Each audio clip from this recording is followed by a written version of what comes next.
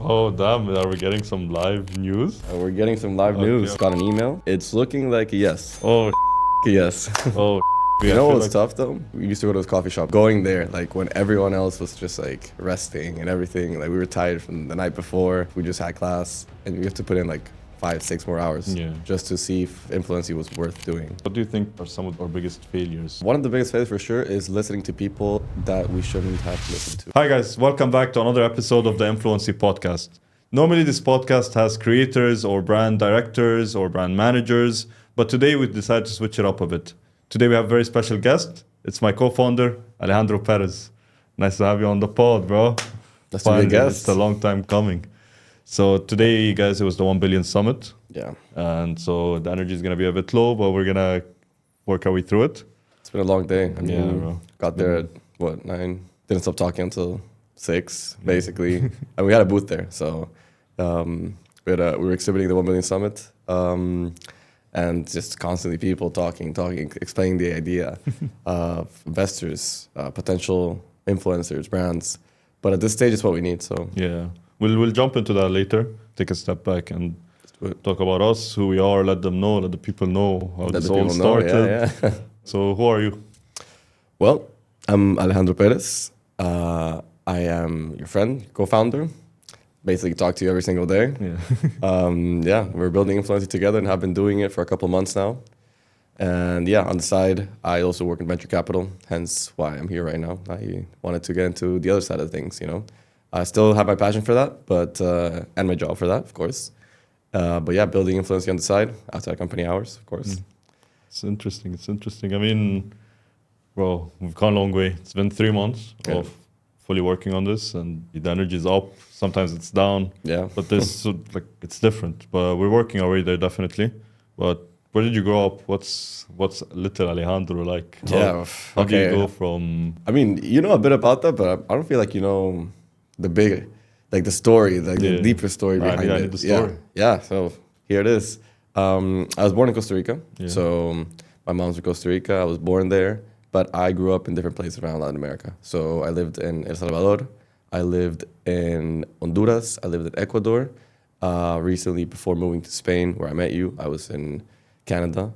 And then, did the bachelor's, finished my bachelor's and did the master's with you in Spain. That's in terms of like geography. But like me as who I am, studied computer science and my bachelor's, did data science with you. So clearly, passion for tech. That's why, we're doing a marketing tech startup, and just your passion for what you were doing in the moment, e-commerce with what I was doing, venture capital, I think it just blended in perfectly. Hobbies per se, hard to have hobbies these days. Time is money. Yeah, exactly.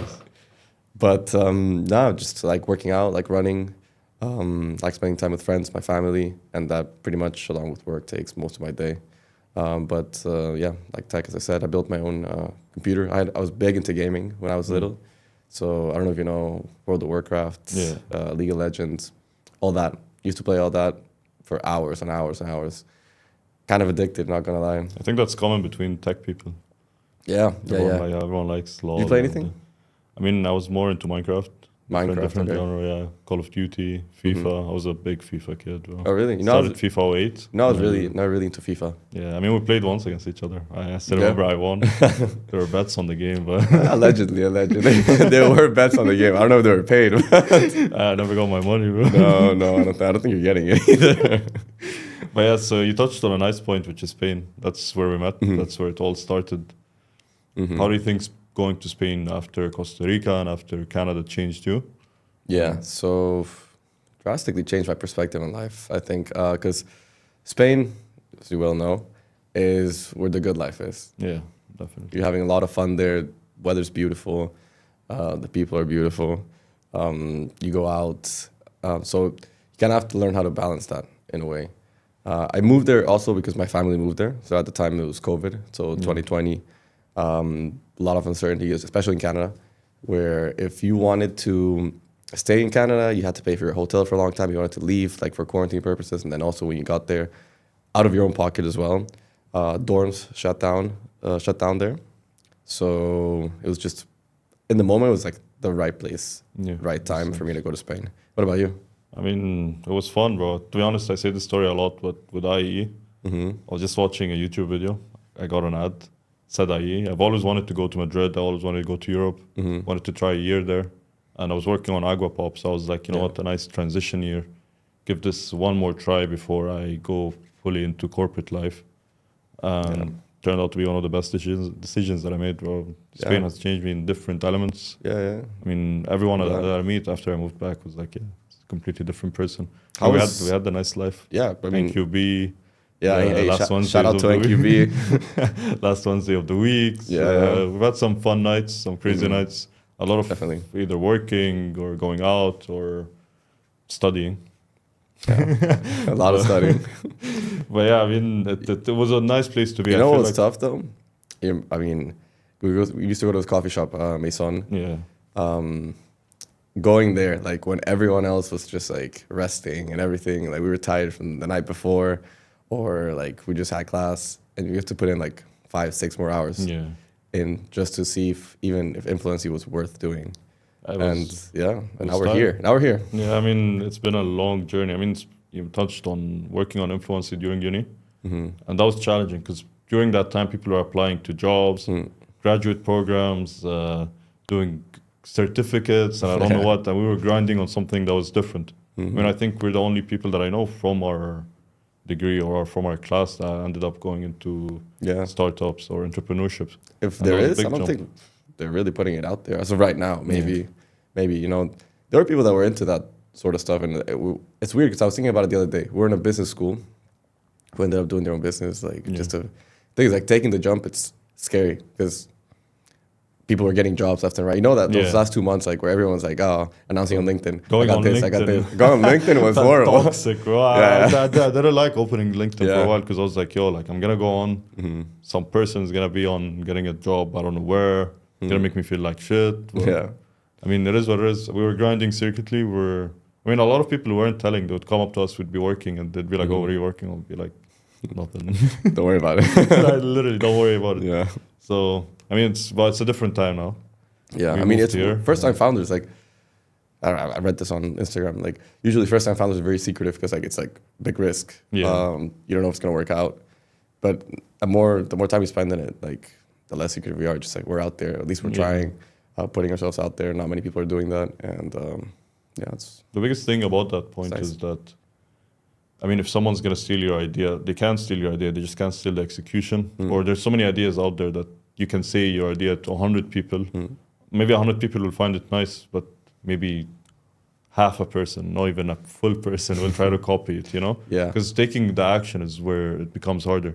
I mean, the extra hours. I don't know if anyone else could have, I mean, so many people have, but taking the jump from what we were doing to putting in the hours, calls, I mean, reaching out to random people. I mean, we're both new to the industry. Influencer marketing in general. None of us were like into it. It was it happened to be you that actually had the pain point, and thankfully came up to me to talk about it. I mean that's how it started. I mean, we always talked about starting something. I mean, I remember in Feb last year. I remember around your birthday last year also we spoke about starting something. I remember we were on your balcony in the Gask. Hey, the Gask, amazing crib. Well, lovely place. We started talking about it, and then Influency. I mean, started with had a problem with Agua Pop, and I still remember we were sitting one day writing down ideas. I mean, some of the ideas we can say to the people. If you guys want some very solid ideas, listen up. If you guys are able to, if anyone's able to create this, like, it's crazy. Like, remember the parking lot one? It was an app where you go into a parking. If I remember correctly, go into a parking.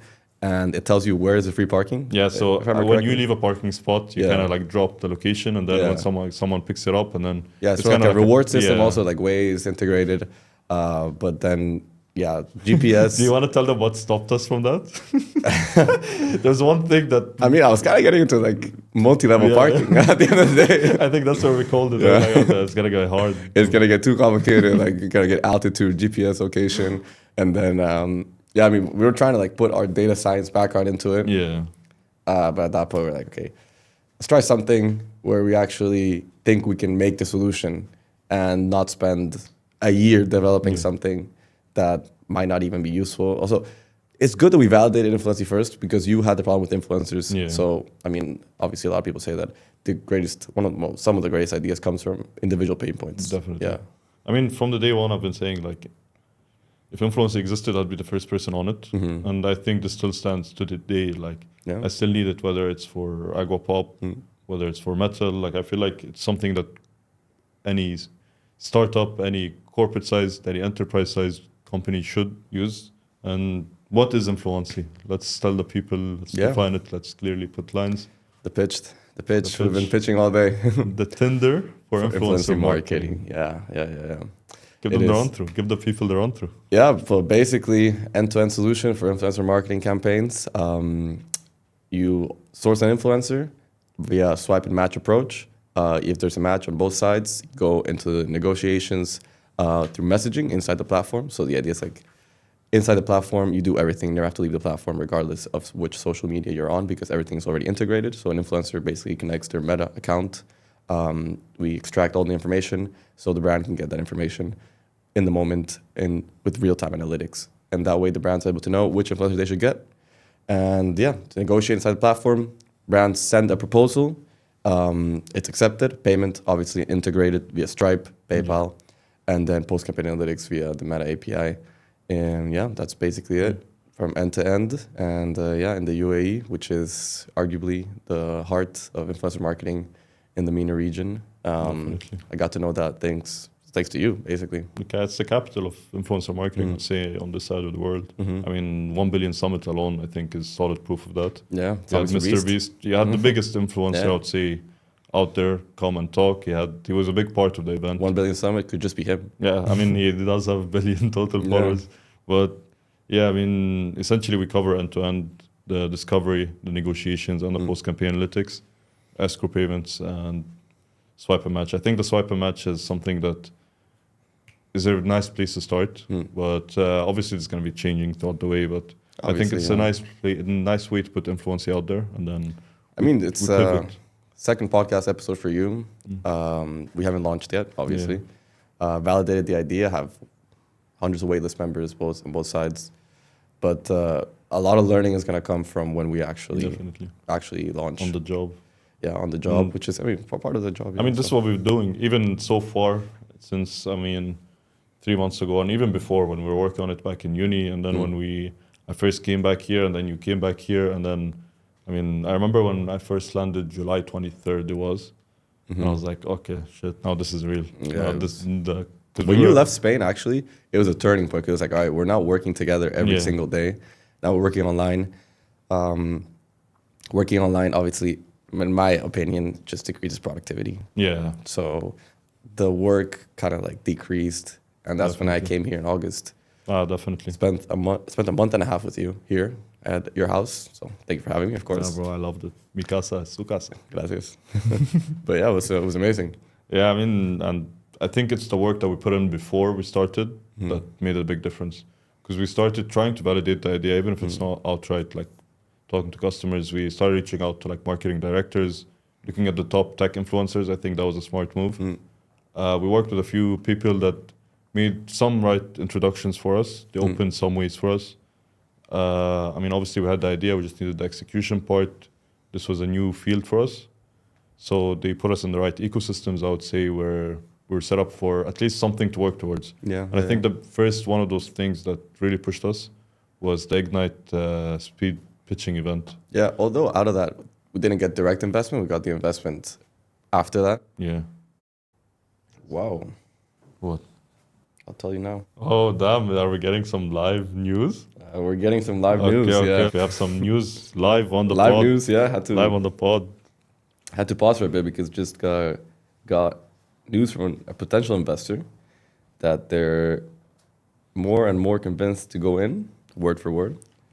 They're with another friend of them. So it's a fund. So it's essentially a fund of like a couple friends. They're based out of Spain. Syndicate. Yeah. And they're very interested as well. Just got an email and it's looking like a yes. Oh, it's looking like a yes. Oh, shit. One step closer to the dream. Damn. That is Live very on good. the pod, bro. Hey, today's a good day. Today's a good day. Today's a good day, bro. Yeah. Wow. It's That, I love it, bro. You know what this means? Now we need to go out after this. Oh my god. So by the way, we're exhausted. Yeah, so just a little. That is crazy. But yeah, I mean, this is part of what we're talking about today in Yeah. the car when we're driving to 1 billion. I mean, I'm still to get to the cheesing point over that, we are. by the way. Sorry, Yeah, can you yeah. repeat that? No, definitely. But like the things we started early on are the big reason to where we're getting now. I mean, I still say it like we got introduced to Ignite. From Ignite, we met Azzuddin, our first tech investor. From Azzuddin, we're able to meet other people, and then from there, we're able to get into the 1 billion. From 1 billion, it keeps growing. But it's easy as a founder, I'm sure, like from my side, and I'm sure you'd agree with this, to kind of forget that what you did or how building the block is important. Sometimes you Yeah. try to shoot to the end very quickly, and Yeah, you get also- disappointed when you miss, but you realize like sometimes it doesn't work that way. Like it's the small things. Putting yourself in the right place is what matters more than actually getting the shot in. Because even if you miss, you still land somewhere where you can Yeah. meet someone and bounce back. And I think that's a big reason many people quit. Yeah. I mean, we know a lot of competitors that within this small period of time already quit. Don't want to name We specifically. can give a few of our strategies. You wanna say it on the pod? Strategies to Like how we spoke to a few competitors and go. Yeah, I mean, so basically, we wanted to. I mean, this was all you. So I mean, you wanted to talk to one of the competitors. So you scheduled a call with one of the owners or the C levels of that company to understand better what they do and how we can maneuver our way into doing something similar but in our own way. So yeah, you were in a one-on-one conversation with that guy. The competitors bought me coffee, bro. The competitors bought you coffee? Yeah, the competitors bought me coffee. You got their info and a coffee then? Yeah. I mean, that's a big reason we do NDAs, I feel like. Because obviously you need to put your idea out there, but you also need, after a certain point, you need to be smart about it. I mean, NDAs are there to protect founders. And that's one of the reasons some of our early investors liked us, because the way we handled the legal structure of things. Because NDAs, I mean, obviously sometimes it might add a bit of friction, and a workaround for this that we found was the pre-NDA data room versus the post-NDA data room. Which are things you learn like on the spot. Like first you're like, I need to make one data room. And like, it's weird because like obviously I work in venture capital, so like I'm exposed to that world, but a lot of things you don't learn until you're actually doing them. Exactly. But you can kind of get some strategies like reverse engineer, like apply it to your own thing. But if you're not there, in the moment doing it. And every person you talk to, just being out there, every single person that gave us a no or gave us an opinion kind of shaped us to who we are. So the first pitch deck that we had way back in the day, oh my God, it was horrendous. Was hard. I mean, we applied to YC with it. We applied to a bunch of startups. We were shooting for the moon, and then we landed on the ground. Yeah, like because the thing is with those ones that they don't give you feedback. But that's why I think angel investors are good, because you get to actually get some feedback. So one person will be like, "Oh, so you guys don't have NDA, so we'll go back." It's kind of like where Ignite goes back again. Like we were trying to do 2 calls each week with different mentors there. Each one had a different perspective. Some of them we didn't agree with. Some of them we did agree with, and we took that and we implemented it into our own strategy, in our pitch deck, in our financials, in our tech. And yeah, thankfully now we are where we are, which even if we were to stop here, I'd be extremely proud of what we did. Yeah, I mean, just getting here is hard. A short period of time, we already have, as of now, 3. And according to the text, you just got maybe another group of investors. So it's you need to learn. I mean, if we got the first failure and we just stopped there, we would have just moved on with our lives. We wouldn't have known what it would have been like to be at the 1 billion summit, or to interact with people, or to even crazy have our own we made event. it to the 1 billion summit. We were talking about this like back in August. Like this is the conference we want to go to. We want to have the app ready for that, and we have it. We had the app there. We were showing it. People were loving it, and it's the only thing to go from here is like iterate, improve. But we set the goals early. I mean, I remember when we first started this, we were like 1 billion summit. They had it last year. Could be nice to go. It seems so far off in the moment. Yeah, I mean, it seems like almost impossible. Because I mean, as us, it's like a startup. We have to pay to be there. So first problem, capital. Second problem, we don't have a working app. Like in the beginning, remember we're trying to get to the app as fast as possible. We're using like these cursor sort of tools. Kiko at the beginning. Yeah, Kiki, that which was like lovable, but for mobile apps, Yeah. and it wasn't even like established at all. We just found it somewhere in the web, Yeah. and it made something. So it made the It was idea part of the visible. success. Yeah, it was part of the Yeah. like every single person or app that we interacted with is part of where we are now, and part of that's also the team that we had. How do you think we grew the team? Do you think we made some mistakes along the way? Do you think every person had to be there? Because as a startup, I mean, every single person holds a position. I mean, it's not like a corporate where you have hundreds of people in the same department. Some of our departments are one person job where if there's a bottleneck, it stops. The whole system shuts down. Yeah. So how do you think we've done so far? How do you think some areas of improvement, some good things that we've done? In general, like from just being you and me, one of the main things that we did right, I'd say, is getting your co-founder for your other business, your e-commerce, Aguapop, on board. So Khalid, definitely one of the best hires we've made. Yeah. I mean, wouldn't even call it a hire; just joined the team as like one of us, essentially. Like he's someone that has been behind the scenes in Saudi, working, doing outreach, doing analysis on the competitors, helping us and giving us the information we need to take this forward. So like massive shout out to him, obviously. We've had some people that we've hired and we fired also because they just weren't made for this. They need more structure. I mean, when you're going into this, you lack structure in a startup. Like it's all over the place. Like you don't know what you're doing. You don't know if you're going the right way because we're not specialists ourselves. Yeah. As founders, like as most founders may know, like you hire people that are better than you at a specific thing. You are a generalist at first, and then you move into different parts of the business, finance, tech, marketing, and then you get people that are better than you. But I think, I mean, you know, we've made mistakes, obviously. Yeah. I mean, we're not the best at any, at least for me, I don't think I'm the best at any position. Because every single person that we hired now is better at that position or has more experience at that position. But I think that's what being a founder is. I mean, the team is very, very important. Like you said, Khalid has been huge support. And I think that's, if I was to describe the perfect team member, Khalid describes that because it's someone that we know is working right now as we're filming this. He's doing something in the background, you know.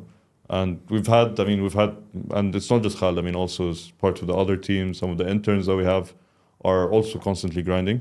But you just need it. I feel like the word is automate the process. Yeah. Even if it's not AI automated, which is a big thing right now, but just human automated where you don't constantly have to follow up like, how did this go? Where is this? Are you joining this call? Are you not joining this call? Or excuses, I didn't do this because of that. You just need things to be smooth. You just need things to be ready when you need it to be without having to recheck. So if you need a finance file or let's say an edit to be ready by a certain day because you need it for a certain event, and then the day before you just kind of check back in and it's not ready. Because there's no one to blame other than yourself at that point. Especially now, because like we want people to, as you say, get stuff done and then get back to us with a final like document or whatever or a video. And it's hard at an early stage like us, especially with like when we weren't paying anyone. Yeah. The only thing that they're getting out of this is experience. In some cases, maybe some vested equity over time, phantom shares, whatever. So it's hard to tell people like you have to do this just because it'll pay off eventually. They have to really believe in the idea, and that's our job. I feel like communicating that the idea is worth investing in.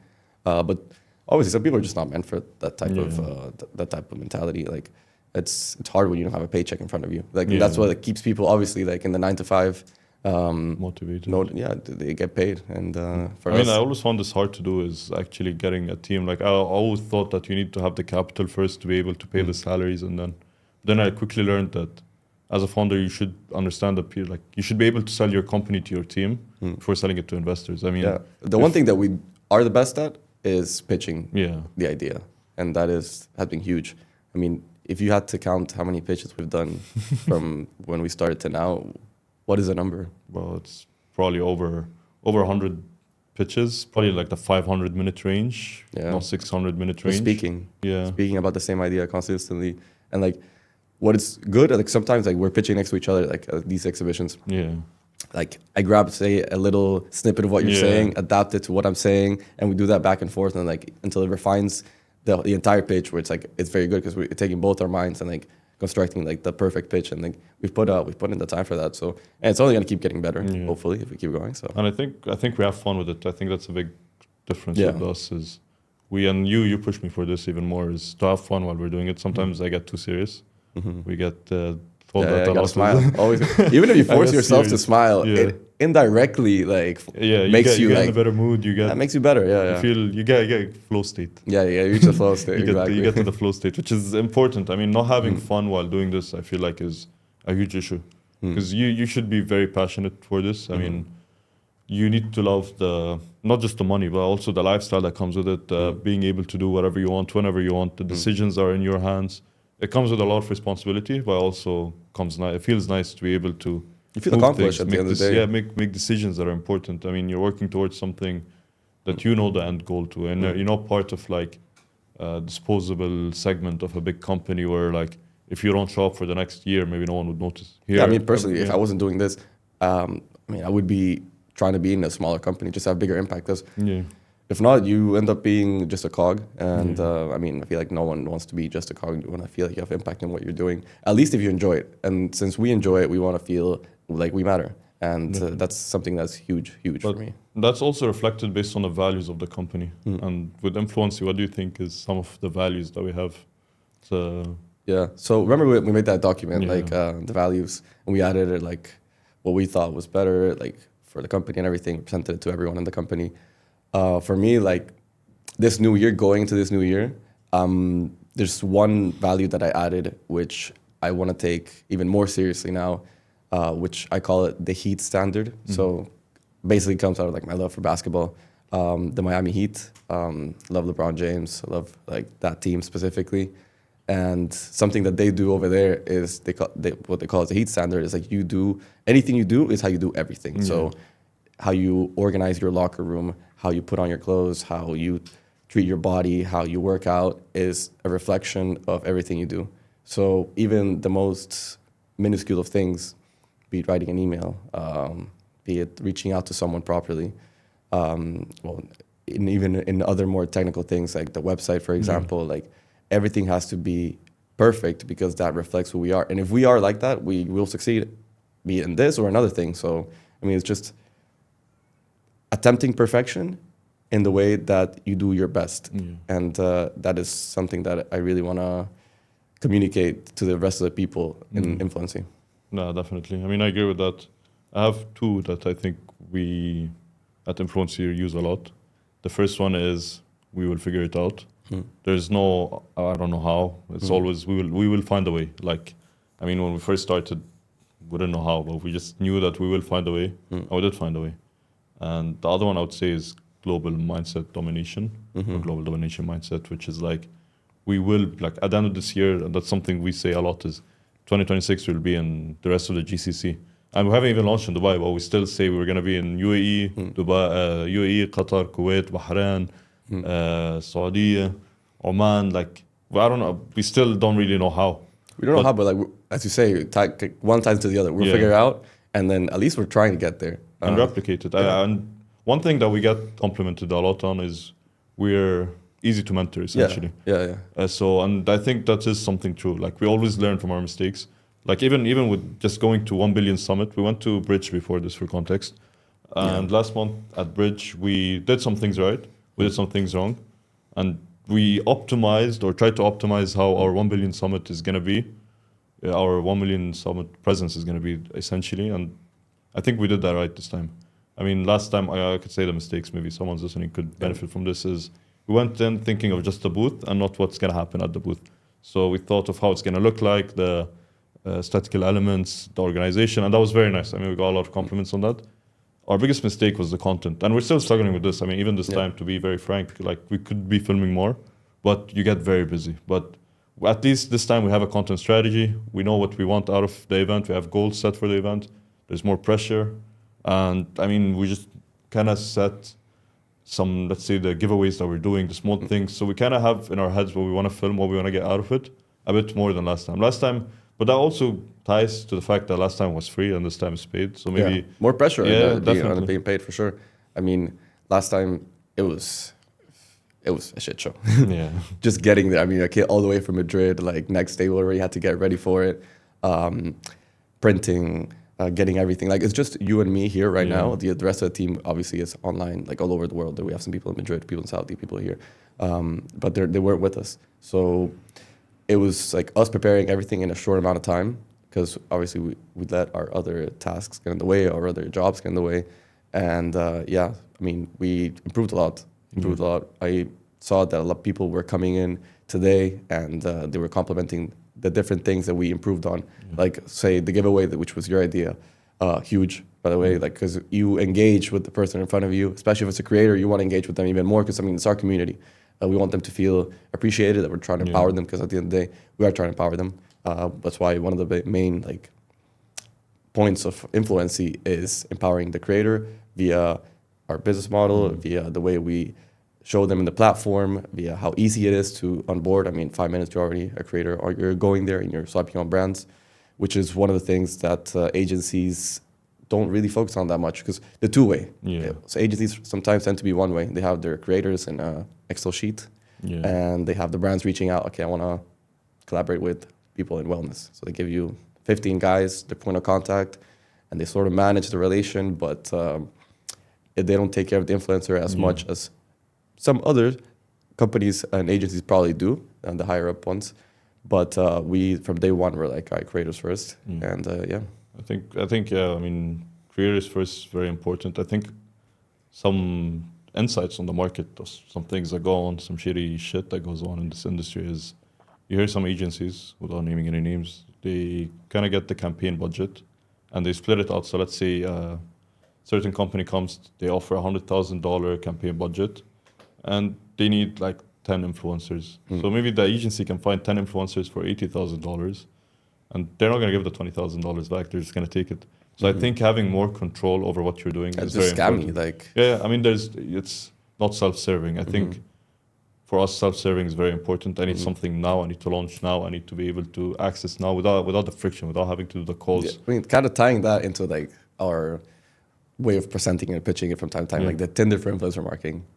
Like one of the things we were saying is like, hey, we were using dating apps back in Madrid, and we were telling ourselves like, we can get a date tonight. Why can we launch an influencer campaign tonight as my own individual, like you as a business owner when you're doing agua pop with influencers.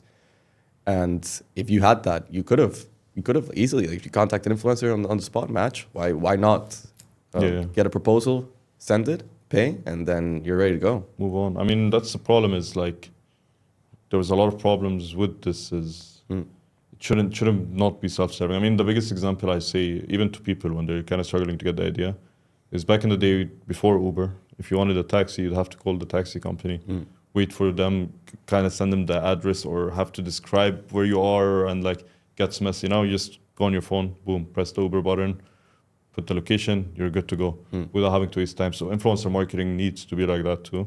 I mean, I don't see agencies still being there 10 years from now, not even 5 years. Especially if you have people like us, where you're automating the entire process. Why is there an intern? Like, why is there an entry-level job at an influencer marketing agency when you have an end-to-end full-stack solution that will be able to do that for you on the spot? On the go. And to go back to the events and the failures that we had, what do you think are some of our biggest failures to date? One of the biggest failures for sure is listening to people that we shouldn't have listened to at first. I mean, being where we are in Dubai, and this was very new to me because I came here only to work on this with you, essentially. I didn't know much of the ecosystem, how people move here, how they interact. And you get a lot of people that pretend to be something, which they're not, and they overpromise, underdeliver, and it ends up being a massive waste of time for someone like us who are trying to go, like execute as quickly as we can. And that's a bottleneck that we had to learn how to maneuver around, because if not, we were just going to waste a lot of time. Yeah, I mean, you need to learn to differentiate between the real gold and the bullshit gold. Because here, a lot of people say that they have connections. I mean, a lot of people do have connections, of course, but a lot of people try to oversell themselves to just kind of hope that they get a foot in, and then maybe they can hold it off. And then some people believe it. That's the thing. Yeah. And then you realize when push comes to shove, it's like, all right, what's the next step? And then they start delaying, and when you're trying to move fast, it doesn't work that way, you know. For me, I would say the biggest failure or the biggest moment that I was like, I felt very down with Influency was the event that we had, the Influency event. Okay, yeah. It was tough because I think we should have overbooked. That's a key learning point that I had is if you're offering something for free, people are gonna underappreciate it. I mean, I love everyone that showed up, the creators that were there, every single creator that showed up, that showed support, the investors, the family, the friends that were there. I appreciate them a lot. But it was a big learning curve because in the moment you feel like shit. Yeah, I mean, I remember Like, I was texting you. yeah. I was like, "How's it going? How's it going?" And then you're like, "Oh, like you weren't sounding too happy in your text." I'm like, I'm worried. And I feel like shit because I'm not there. Also, like I wish I could have been there. I mean, couldn't. But it's a learning curve. It's like everything with this is. I mean, people still showed up. It was. I would say it was a success. At the end, it was a success. It was a delayed success. Yeah, like it was at a delayed first, success. At first, you felt like it wasn't, and then you feel like, okay, these people are like your early adopters. They're people that are interested in the idea. They're willing to take a full day out of their schedule to come talk to you, be part of this event. But I'm like looking back at it, I saw the content, I saw what was going on. I was happy because I saw like there's people in the space that are interested. Yeah, definitely. And I mean, just having people. If I had one person there, I would have been very happy because I got to Gotta show start them what somewhere. we're building. We got to talk to them. We got to kind of get a feel. And now they're part of like an elite group of influencers that we have. They're you know, our go-to if we ever need anyone, if we ever can help. I mean, we always love to help creators. And I mean, before we launch, some brands reach out to us and they need someone for a campaign, or an influencer is looking for a brand deal. Sometimes I know a few people that I'm like that are on our wait list that we've had a few conversations together. That I'll be like, you know what, you guys would be perfect together. You know, you guys should work together. And but you only learn this through failures. But when do you not take failure, right? So let's say some people, let's say I have something about the branding here.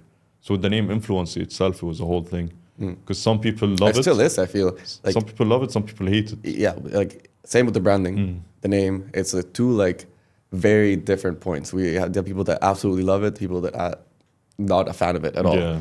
And it just depends on us, like how we feel about it, how we go about it. I mean, And how do you know when you should listen to opinions and when you should block it out? Because that's something that we try to learn.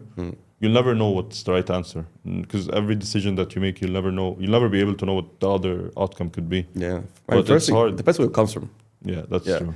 Like if it's a referral, someone that I respect a lot, someone that I think has been through something similar, I take their opinion with a bit more importance than other people. But I mean, also like just internally, like I ask you what you think, because I value that more than what other people say. I value more what Khalid has to think, and the people who are our clients essentially, are the influencers and the brands, what they think also. But family also. I mean, I really matters a lot what my family think. Definitely. Yeah, even though if might not be experts, they're experts on me. So Yeah, definitely. I think that's important because sometimes I think early on we had this issue where everything anyone said we kind of took for as a fact, and then later down the line we started realizing like, you know what, maybe some of this shouldn't because we're be young, taken. right? Yeah, So like everyone that's older than you, you feel like, oh, they're more experienced. Maybe I should listen to them. But at the end of the day, like age is not it's not a defining factor for what we should do. I mean, we know better because we were in the ground like every day at it. And I mean, exactly every single day, even when we first started, I want to talk about the content now versus how it's changing, what we wanted to reach to, and where it started. I mean, I remember one of the first videos we had was us trying to film in Pamplona on a nice trip we had. We were trying to film a video of us running with the bulls. And little did we know, you can't even film close to the bulls or you get kicked out. So first things first, we didn't even do the research on how we could do that. But we were still willing to put in the work. Yeah. And I think, like, And even if you our look life back on at the line. Yeah, you look back at the call, like we had no mics. We had the camera was horrible. The script was there at least. Yeah. But like we didn't kind of know. We just wanted to film, and I feel like that was still good.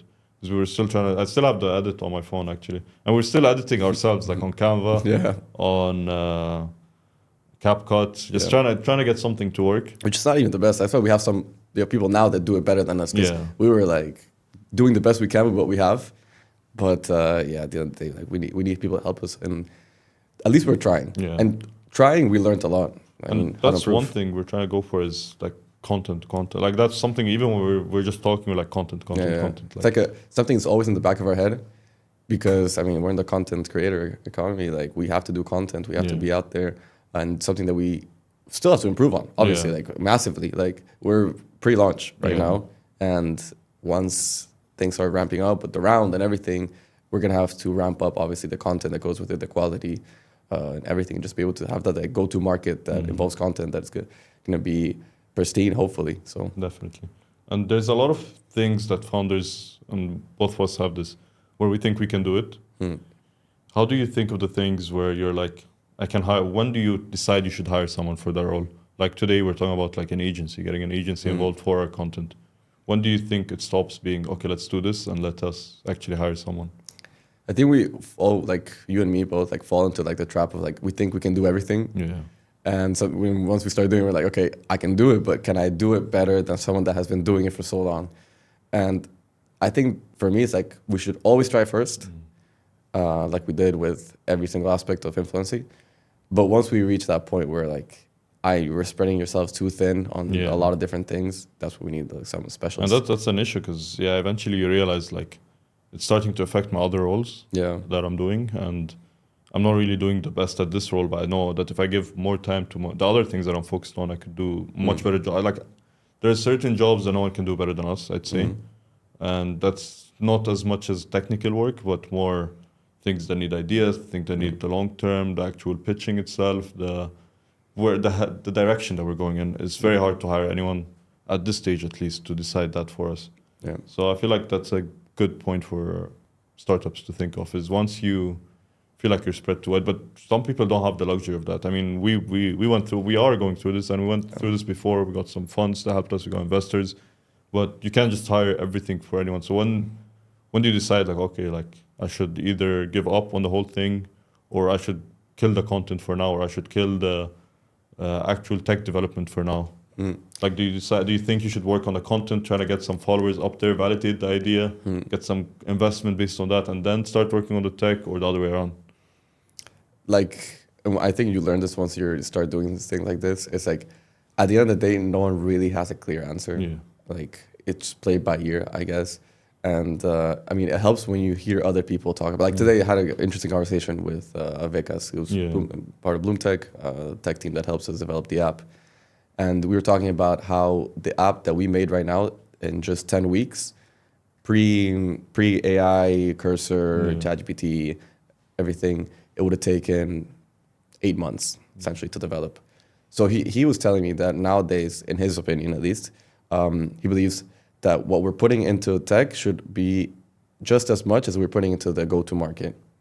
And that has been a development that is just recent, and that changes the way we think. Like, okay, now go-to-market is maybe a bit more important than the tech stack, because you can go on Cursor, you can vibe code your way to an application, but the real winner might be the person that can distribute it better to the best channels, to the perfect demographic for this. And that is something right now that we're working on, and then we're working on how to improve it, either via a key hire, via the round, or in an external hire, like an agency.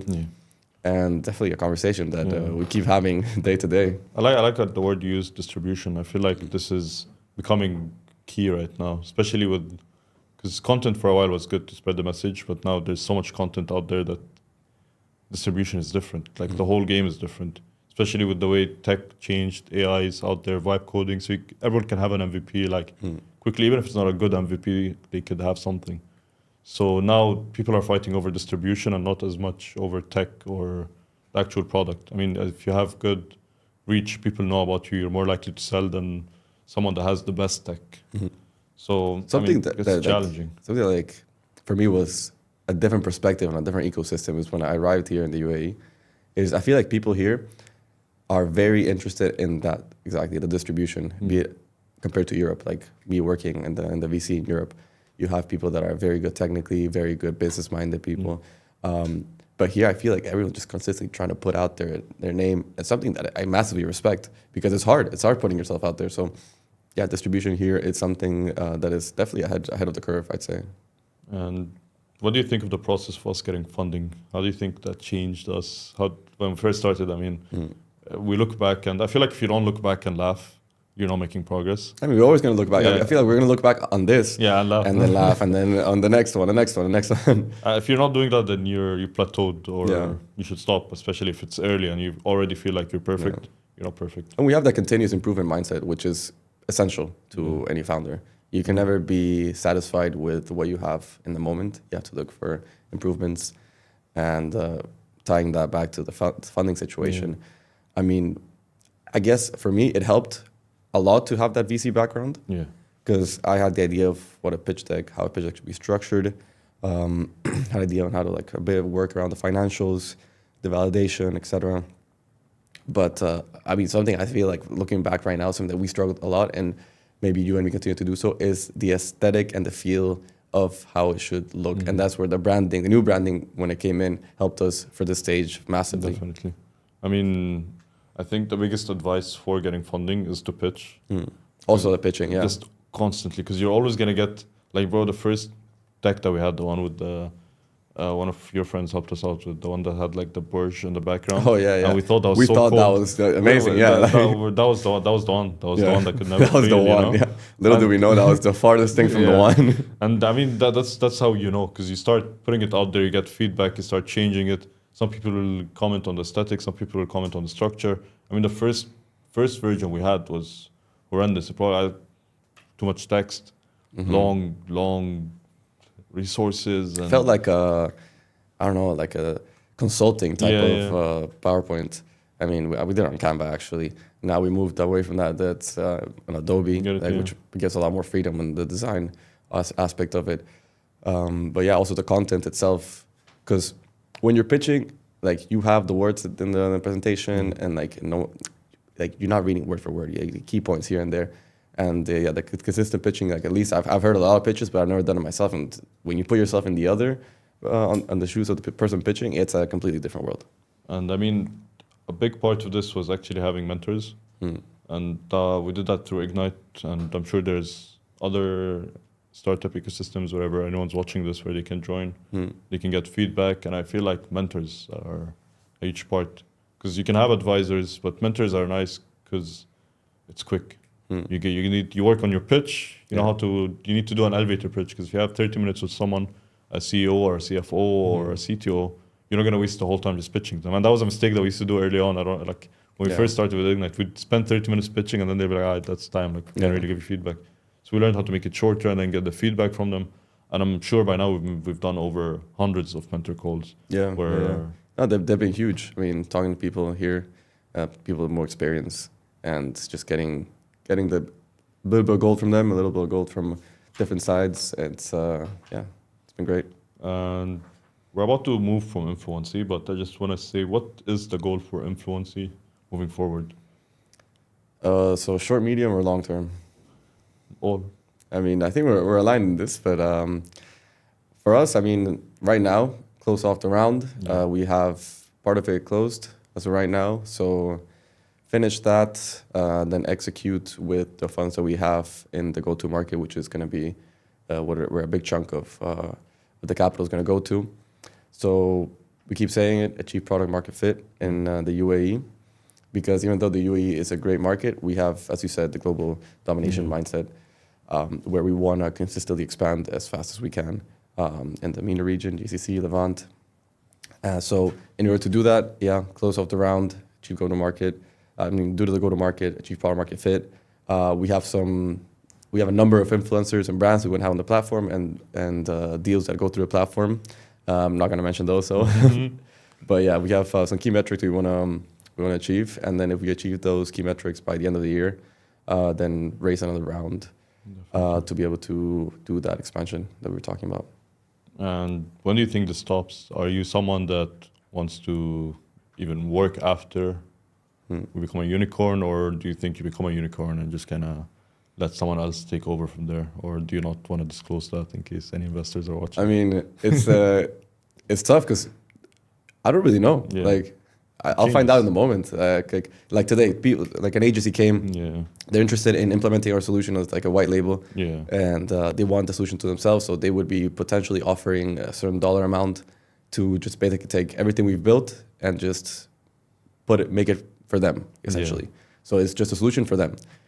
And like the dollar amount is always something we always think about. Like, the thing is, you can't just dismiss these opportunities. Once you get an offer for something, you need to at least talk about it. You need to show up. You need to go. Yeah. Because, I mean, you're going to learn from this experience when the next time, when the time that you actually want to sell, or because it's the same thing as starting, like exiting a startup is probably the same thing as starting one. You have to go through the whole process of learning, iterating together. And whenever we get there, it's going to be exciting. Exactly. Yeah.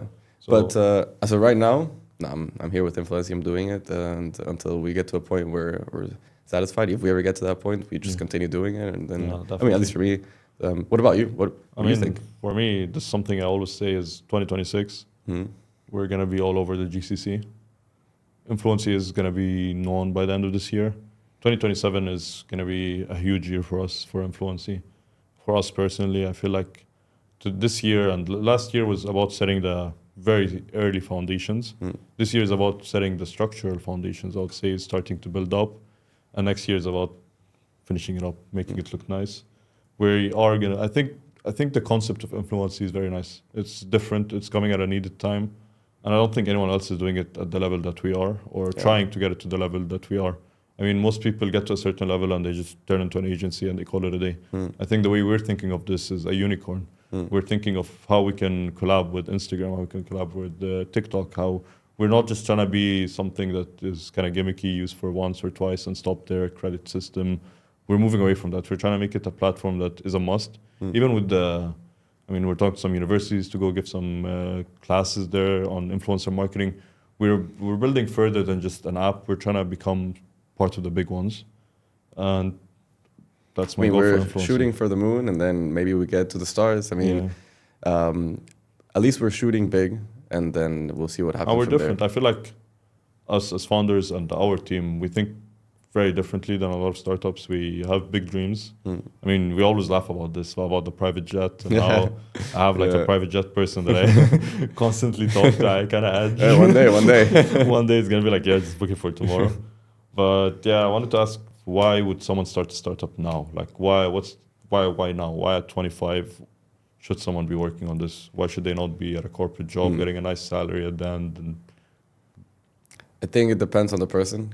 Some people are completely fine with doing another thing. People are fine living different types of lives, be it a farm, be it doing whatever. For me, it's just that the impact thing that I was kind of saying before. If I'm doing something where I feel like I have no impact, it doesn't make me feel whole. And also, I mean, on a more personal level, I've always felt since I was little that I wanted to have my own things, because I could have like autonomy over it, autonomy over my life, freedom, which, I mean, we're not there yet, but hopefully someday we will be. And at least I'm trying. Like, the biggest thing for me is to try and do my biggest effort. And if I don't succeed, well, at least I tried. Yeah, I mean, I feel like now is a good time for us because we have responsibilities, but I don't mind living in a shithole for a year. Yeah, me neither. While I grind, like we don't have mouths to feed. Obviously, we have responsibilities, but we can push that around. I mean, we're obviously privileged to be able to do this. Yeah, it's not like 100%. It's not. You can't take it for granted either. Obviously, you need to know why you're in this position, but he also puts more pressure on you. Yeah. But I feel like now is a very good time. You fail, just apply for a job. Like, who cares? It succeeds, an amazing life early on. And every person we talk to, they're like, "Oh, you're still young, like you're founders." And I got called like young and experienced the other day. And inexperienced or experienced? No, inexperienced, young and inexperienced. And I mean, it's nice, but you got to tell me who later. I mean, it was you know about this. It was an intense text session with. Someone. Yeah. But I mean, can't disclose that one. Yeah, can't disclose that one. But you learn a lot. I feel like it's not bad to be inexperienced. It's not bad to be young while you're trying, because we're learning a lot. Like, obviously, I'm gonna start stupid or start not stupid, but like start stupid relative to someone. Like they look at us and they're like, "Oh, look at those kids!" Like, too much optimism going on there. But, too much optimism. But this is the time. I mean, you don't want to be like older in life with kids or more responsibilities and trying to figure stuff out. I mean, the thing is, like, this exactly what you're saying is what I was talking about this with your dad. Actually, right before we were just leaving the house, he was talking to me like, "You guys, like, just keep going, be resilient. You're young. Like, like if it's not this, it's something else. Because if you have that mindset of never giving up, something will come up. So Yeah. And to go on a more personal level, so our idea comes from Tinder. yeah. How does that idea come about? What's the dating life like, Alejandro? What's using Tinder like? Or are you on Tinder, Bumble, or dating apps? Do you think it works? So I'm not gonna comment if I'm Situation on any dating app. Yeah. I mean, I am single. Yeah. So right now, as you said, little responsibilities on that end. I don't have a family. Don't have a girlfriend as of right now. Married to Influency as of right now. So yeah, that's where I am right now. But yeah, I mean, I feel like, I mean, we're talking about this. Yeah. We graduated. When you're in uni, you're exposed to a lot more people consistently your age, same circles. Definitely. It's a lot easier to like say date. Now when we're working on this, we're working on other things. The time to do it is actually not as much as you think. Yeah. Because it's like, say when we go out, like go out with our friends, you kind of more focused on like just seeing your friends, catching Having up with fun, them, yeah. having fun, and then you realize, okay, like if I'm gonna meet someone, maybe I already know that person, I don't know, or maybe if I'm gonna meet them, it's gonna be like in a very short time period, like maybe like once every 2 weeks you go out, you meet someone. But no, it's I'd say right now for Alejandro, it's tough. So, Yeah. all right. And I mean, I like something you mentioned, which is like when you go out, you actually just want to have fun. And I feel like even with other friends and even with us, because when we hang out, it's mostly about business. So when we go out for fun, we have fun. Yeah. We Although, you know, that one thing we do, like, we have fun, but sometimes we tie it back into business. So, Yeah. like, I get a text and I'm like, oh, look at this. Like, what should I say to this? Like, we have this meeting, like, we have to prepare this. And then so, like, we're kind of, like, locked out and then locked in. And kind of tends to be a problem. Like, we went out, like, a couple of days ago. Yeah. And part of the time, we were just, like, talking of the 1 billion and talking Yeah. about, like, the investor. And we kind of have to learn to, like, separate that, because if not, we might get into a burnout. I mean, we're not burnt out right now, Yeah. but like some people do talk about that, and then hopefully we don't get to that. I feel like it's because the way we make it, it's fun. Like because for us, the goals that we have are fun. Like where we want to be is fun. The Influency house, the Influency dog with the chain. Those are all fun things. So for us, talking about it is nice for the house. You know? Yeah. So, and what about moving to Dubai? I mean, you mentioned this earlier on in the episode. How do you feel about? I mean, what's the difference between Madrid and Dubai, and why do you think being in Dubai is important? So officially not moved in yet, but planning to move in the next couple of months if all things go well. Big difference in culture, obviously. The people. I mean, I don't speak the language, but thankfully, I think mostly everyone here speaks English, so that's good. The amount of people that speak Spanish here, not that much actually. Like I barely meet people that speak Spanish, or at least in the circles that we've been moving in the startup ecosystem, and like with your friends. I mean, your background, etc. You have friends from school here, but you guys mostly speak Arabic. Yeah. So, I mean, I'm excited because on a personal note, I've been moving around like since I was little because of my dad's job. I've told you before earlier in the episode we were talking about like my background. I moved to different countries, Latin America, in Canada and Spain. So then maybe come here to the UAE. It's kind of like ingrained in me already that I move. So like a nomad in a way. But it's exciting because it's a new chapter.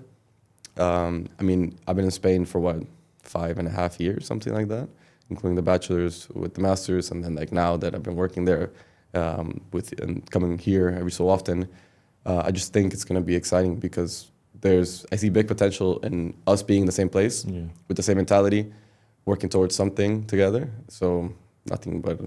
And I feel like people say this a lot. They say that we have potential, and like a lot of our friends see it. A lot of people around us, whether it's investors or mentors, or when they see us together, we ran 2-mans on investors. Yeah. we joked about it. We're like 2-man investors, 2-man on the 2 brands that we cover on board. We have good chemistry when we work together. Yeah, exactly. That's Which is very good. important. And as you were saying, like it's just like having fun. Like you do it with a friend. Some people think like starting something with a friend could be a mistake because you tend to like disagree or whatever. And it's not like we don't disagree. We definitely disagree. But the majority of the time, at least, we're enjoying it. Yeah. And what's the biggest lesson learned, you would say, to this point? And second part to that, what's the advice to people that are building now? Biggest lesson learned to this point, I would say, is be resilient. Definitely don't give up, work hard. It'll all figure itself out if you at least have those qualities. And what was the other question, sorry? What's the advice you would give to someone that's starting right now? They just literally got the idea right now. They think it's the best idea in the world. Where do you go from here? Validate for sure. Because maybe something that we did wrong at first is that we started building in parallel to validating the idea, because maybe we should have validated first and like could have maybe lost some time on that. But if you build something that no one wants, then it's a problem because you spend so much time creating, be it software, hardware, whatever, on something that no one really wants. But yeah, some things that I've learned along the way are that. I mean, those are like early stage learnings. I'm sure I'm going to have some learnings after we launch soon that are going to be different than that. What would you say is... I mean, the biggest lesson learned is figure it out. No excuses, just lock in, figure it out. Like, dream big. Just the word lock, like the two words lock in, it's like a meme, but it's like it's actually like that. Like, like we say it to each other. Like today, we're kind of tired after the 1 billion. It's like lock in, come on, like lock in, like get over with. Like don't be a pussy. Yeah, like just, basically, just actually do it and do it well. Like don't just do it, but lock in. Like figure it out. I feel like just dream big. Also, like put a big goal and find a way to do it. I don't know how. Just take a big bite and figure out how to chew later. Yeah. And advise people. That's a good saying. Actually, I have a few nice quotes. Yeah, you have your moments where you're like, get poetic with it. And yeah, that's the advice to people building now. Is just if you truly think this is the best idea ever, figure it out. I mean, talk to users. Maybe it's not, but like it'll change. Yeah. You'll figure it out eventually. Yeah. It might seem like impossible at the beginning. Maybe it's too optimistic, but you have to be optimistic. I mean, what are you going to be like pessimistic all the time? Like, you're not gonna obviously like you're not. Let's say if you had like a bad idea or shit idea, maybe you won't end up with what you first imagined. But if you figure it out along the way, you would pivot on your own based on advice to the point that you need to get to be successful. Yeah. So when I say figure it out, it means figure out how to become successful, less than figure out how to make a shitty idea a good idea. Yeah. And we figured out a lot of things along the way. Yeah, I mean, we just need to find a way to do it, and we do it. But yeah, that's basically it. Thank you so much, Alejandro, for joining us today on Thanks for having me. We'll definitely be doing this again, for sure. In the near future, when we have some big updates. Definitely. Meanwhile, take care of the podcast, and looking forward to the next guest you have. Definitely. We'll keep the people tuned, keep them updated. Nice having you, bro. Thank you.